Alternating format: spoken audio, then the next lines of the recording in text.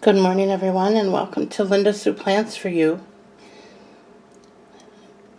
Today I am making a follow-up video on my begonia and a short tutorial on my string of pearls at the request of one of my viewers. Kathleen Murphy, this is for you.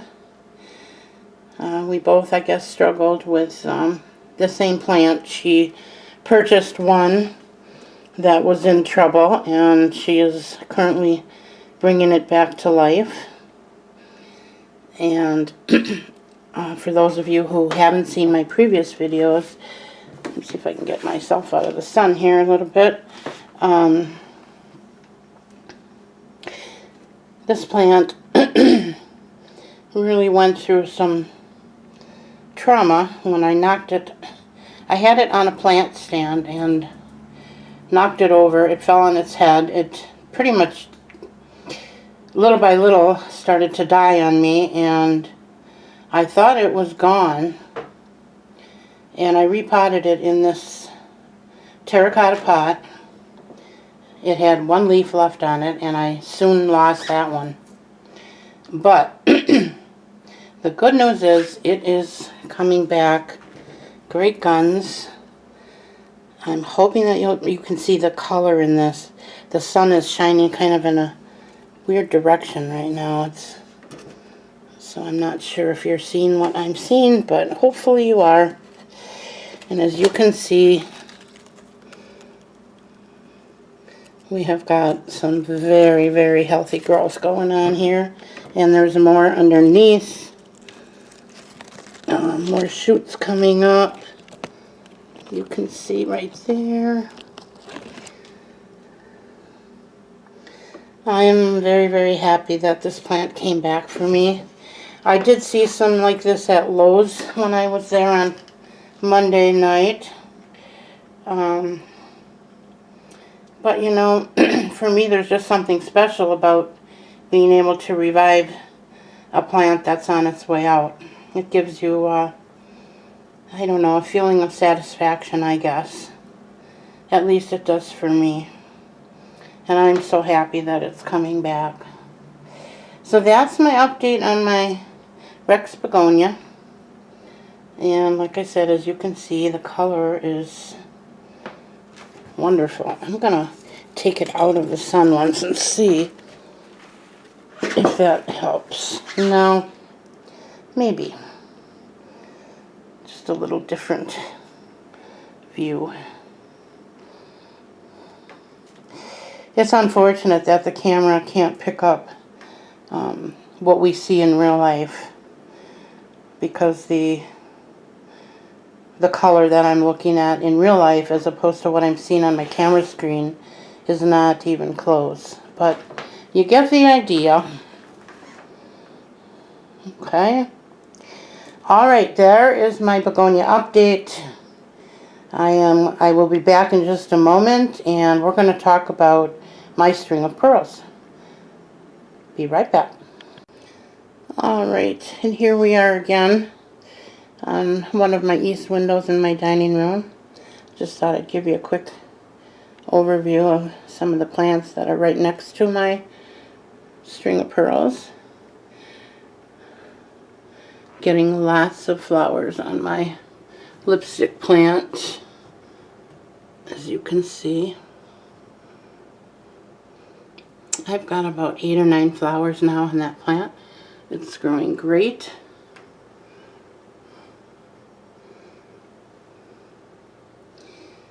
And I've got a few other plants here. Okay, we're going to get right at the string of pearls. I've had several people ask me about this, and so I'm going to go over it again. And for those of you that don't know, I did do a full video on the string of pearls way back months and months ago, and I believe that this plant is on the front page of that video, so it should be easy to find. And I apologize, I'm not very good at linking things yet, although I am working on it. So maybe someday I will be able to do that. Okay. String of pearls, what can I say about her? I don't have any problems with this plant. I did though, and I think that the most important thing about this plant is keeping the top of the pot in good light. That is where the new growth comes from. It will come down the vines as well. Wherever you cut, if you trim one of these, wherever you cut, that is where it's going to branch out. So if you're looking for the long instead of the full look, then you never want to trim these anywhere but at the top, and then you'll get your straight pearls. And I have that on another string of pearls that I'm going to show you in a moment. I had a hard time with this plant for years ago. I had this plant and I lost it, and the reason I lost it is because I moved it into at that time in a different house. It was a bedroom, and even though we had a south light, there was a big apartment building next to us, and it cut off a lot of light. So unfortunately, before I could catch it and before I knew it was declining, it was already pretty much gone. It was rotting under the soil, and that's what often happens with these. In fact, any kind of string of anything, string of hooks, string of dolphins, they really like that sunny, bright, warm soil. So if you can keep the top of that soil like that, you should not have any trouble. And they can dry out a little bit. It does not hurt these plants to dry out. They hold water, and every one of those pearls has water in them. And they will plump up. You know, they'll get bigger, they'll plump up, and when they're low on water, and I really try not to let my plant get to that point, but they will start to shrivel. Once those pearls start to shriveling, you're in trouble. So try not to let them get to that point. Some of them will come back, some of them won't. But that's letting it dry out too far. Now with this one, you can see it's getting rather lengthy. And if you notice, the pearls on the bottom here they're not getting any light. They're not getting any sunshine. That's a dark spot there. So the pearls themselves are a little bit smaller, but with time, they too will get big, even without that bright light. Again, I can't emphasize enough, that light needs to be right here, on the top of the soil. And when I water, in a vessel like this, I use about a half a cup, right about a half to 3/4 of a cup. I don't soak that whole pot. I only get it wet so that the water comes down about this far. And then I let it dry out pretty good before I water it again. This particular plant, I probably water maybe every 2 weeks right now. And I think even during the summer months, it was about every 2 weeks or so. Now again, when I say to do something once a week or once a month or every 2 weeks, please people keep in mind it really depends on your atmosphere. You have to take into consideration that not everybody's east light is equal. You may have things that are impeding that light. If you live in a different state, you might have east light, but maybe it's cloudy more than it is in another state. And the other thing is humidity, temperature. So your inside atmosphere is very important to your plants. I know I was having a discussion with Suzette from Suzette's Gardens a while ago, and we were talking about this. And there are people who will write to us and they'll say, you know, I'm doing what you said to do on the video. I water it every couple days. But one of the things that's important is air circulation, which I actually am just now adding to this room because I've added so many plants. The humidity has gotten much higher, and we're going into winter. Well, we are into winter. It's December. Although I think the official start of winter here is December 21st, right? So, at any rate, the thing that I want to stress here is the air quality is just as important when you're talking about watering schedules. You want to take into consideration how much humidity is around that plant and how fast is that water going to dissipate. If you're one that really likes your home warm and you keep it like my mom, she has her heat set at about 85. But she is 87 years old and she's on medication that makes her cold. So she's got a very, very warm house. I keep my temperature usually between 68 and 70, but in the dead of winter when it's really, really cold and windy, probably more about 72, maybe as high as 74 Fahrenheit. And I don't know what that is in Celsius. I apologize to those of you in the UK and other areas where you don't measure with the way we do. But that's an easy thing to Google. So, and adding a fan in here is going to be important for me this year because, as you can see, and I'll just do a quick span here, I've added a lot of plants to this room this last summer. And like I said, that increases the humidity in here. And if you've got a lot of humidity, you need some air circulation. Now, in our living room, we have a ceiling fan, and that's on 24/7 in the winter. In the summer, we don't use it at all.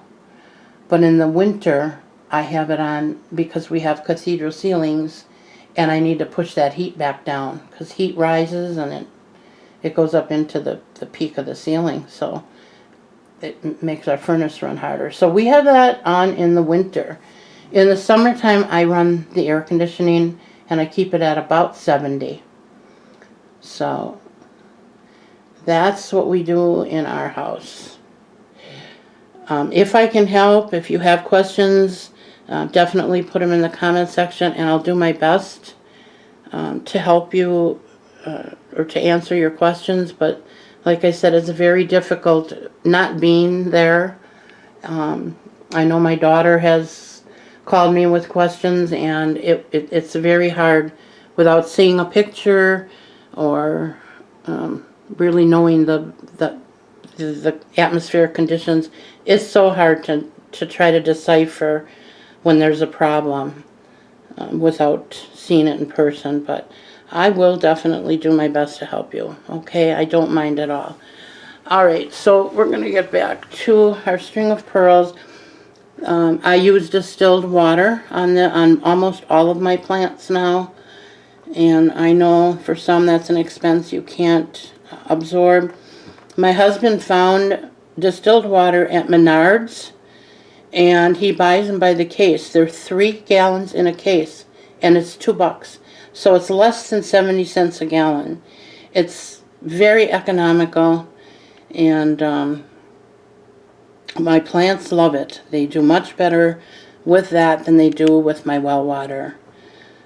So I use distilled water, and I'm not saying you have to, but that's how I do it, and it's working for me.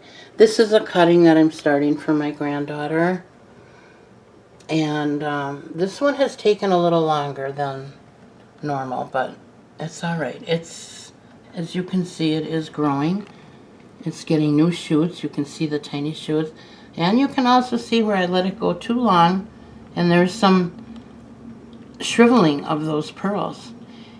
And those are not coming back. So I'm going to have to cut those out of there so they don't rot. But that's what will happen. Okay. And those are a little different shaped because they're babies. They're not a string of beads. They're from this plant, which is definitely string of pearls. I think the string of beads are a little more oblong shaped. But so that's that. What else can I say about it? I feed it like I do most of my plants. I just use like a quarter strength of my food, and into a gallon of water, and I do that maybe once a month. I don't feed every single time I water. And I was using Peter's synthetic food for years, but I am going to try, and I purchased a Espoma fish fertilizer, which I'm going to be using in the future, and I talked about that a little bit on my last video. So that is that. Other than that, I don't know what else to say about it. I just wind the pieces around the top of the soil. Some people like to secure them with a hairpin or paper clip or wire, and that does help. And sometimes I do it, sometimes I don't. Just depends on the mood I'm in that day, I guess. You do want to keep the soil slightly moist when you are rooting these, because if they are starting to develop roots, they're such fine roots, and if you let it dry out for too long, those roots will die. And that might be what happened to this plant, why it's not taking off as fast as I would like it to. I think that was just my own neglect, and shame on me, right? But that's all right. We're going to work on that this winter.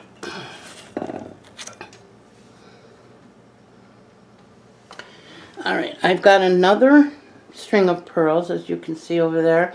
I'm still trying to find a home for her. My husband made that planter for me. I'm sorry, the planter stand, and that was supposed to be for in my living room. But I still was not getting enough light at the top of the pot. So I moved it in here, and now I am getting a ton of growth. So I'm probably just going to leave her here for now. I might move her to the other side. I don't know. I don't like that she's so close to my cissus plant, because it's starting to get entwined here, and I don't want that to happen. And she's really growing, really taking off. I don't know if you can see, but she's all the way up to the ceiling in the corner already. Beautiful. So there again, and again with the watering, I only water to about down to here. I don't fill that whole thing with water. It would never dry out. And this plant, I am trying really hard to get just the straight strings. I don't like it when they bunch up. I like them to hang straight down, and that was my goal with this, but I'm having a hard time accomplishing that, but we'll keep working on it. But that's that one. That one's, as you can see, is very long. It's almost down to the floor.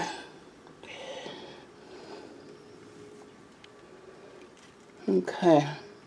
So that is it for today, folks. I wanted to give you a quick peek at my strawberry begonia that we repotted last time, well, a couple videos ago, and let you know that it has survived our repotting. It's doing, let me see if I can get around here.